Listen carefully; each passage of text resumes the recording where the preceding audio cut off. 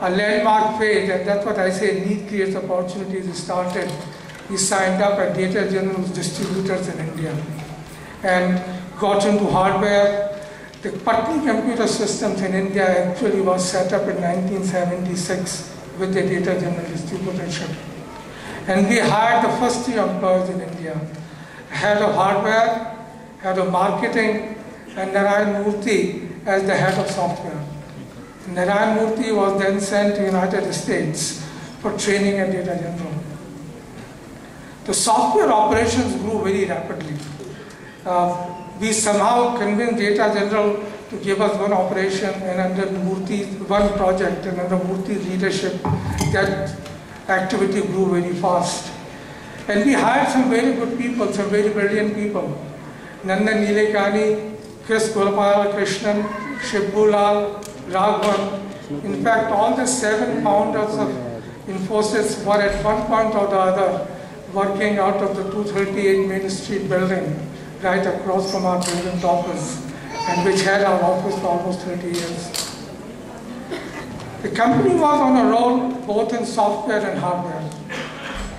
Hardware sales in India were doing good. In 1981, if I remember correctly, we signed up for a project for a Data General OEM to develop a complete software package for the garment industry. It was one of the largest offshore-only project of that time, estimated at close to $400,000. $400,000 was a lot of money in those days. And Narayan Murthy moved to New York to lead this project.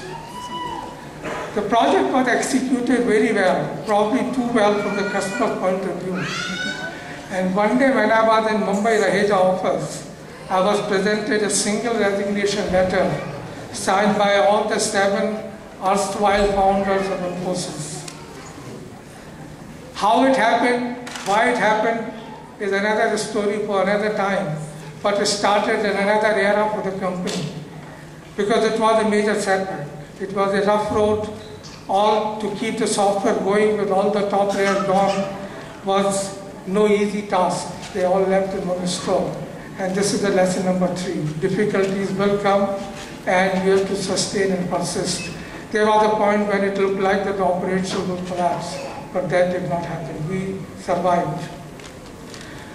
After that, both hardware and software businesses grew rapidly, but it was becoming clear that 2 businesses did not mix well. It was hardware and software was like oil and water, and they were dragging each other. So in 1999, software was separated, and Patni, as you see today, a software-only operation was created. And that's what Patni is today. Now, so much for the history. The software industry today is very different than it was in 1999. Now it is a mature industry, and scale and growth has become a key. Customers are driven to lowest cost supplier. The cost advantage which served India very well up till now is now reducing.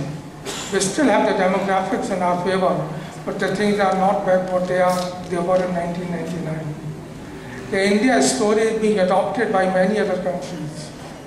So we need to look beyond India and to create more globally relevant models. Scale is becoming very important, and therefore M&A has become very critical.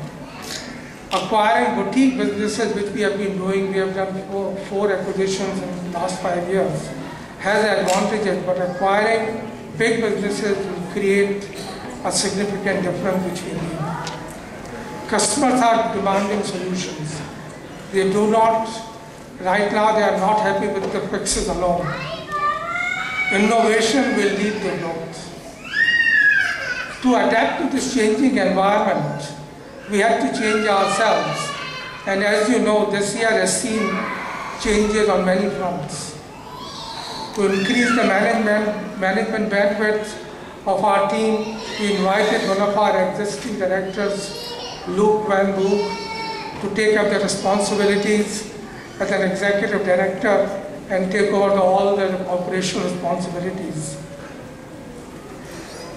We were the first ones in the industry to implement global end-to-end vertical business units in 2001. Maybe we were a little ahead of time and ahead of ourselves. While this was a good solution to developing competence in the vertical business unit, the functional accountability and development of the sales and delivery got diluted because it got distributed into 7 different vertical business units. So now, as a part of the change, we have brought all global sales and marketing functions under one single executive leadership, namely under Neeraj Gupta, as you all know. And similarly, all solutions and delivery functions were brought under single executive leadership, and as you all know, under group directory. This will result in better accountability and scale of operations within the sales and delivery functions. And it will be easier to diagnose the bottlenecks in sales growth, which we have been witnessing.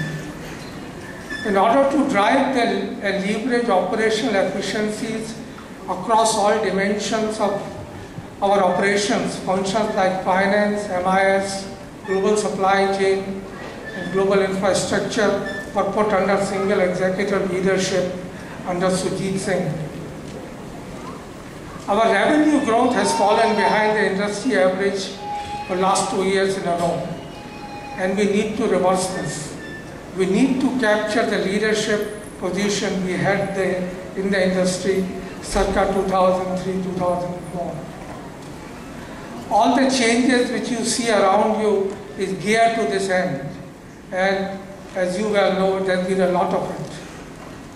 As an advice, I must say that change is threatening, but it is essential for the survival of the company. It is for common good.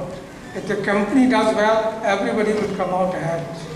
So let the change not disturb you, unnerve you. All I can say that we are here to stay. Company continues to invest in growth by focusing in 3 main areas: the people, technology and solutions, and infrastructure. We continue to do the investment. We have to somehow make them pay off. We continue to globalize our workforce and build our management team. Last year we added 18 management personnel at VP level and above, especially focusing on domain expertise and to build our solution capability. We continue to build technology and solution capability both in vertical and horizontals by organic and